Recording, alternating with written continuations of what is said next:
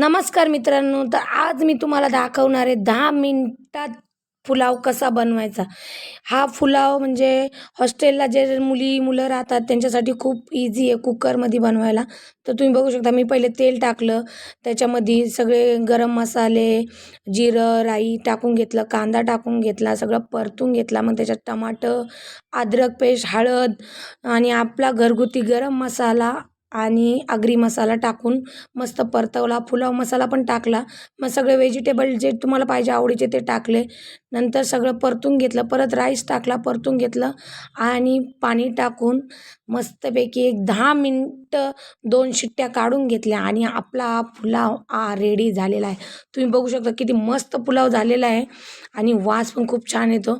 त्याच्याबरोबर कोशिंबीर आणि पुलाव एकदम कॉम्बिनेशन मस्त. मी टेस्ट केला, खूप छान झालेला आहे. तुम्हाला पण व्हिडिओ आवडला असेल तर लाईक करा आणि बनवून बघा.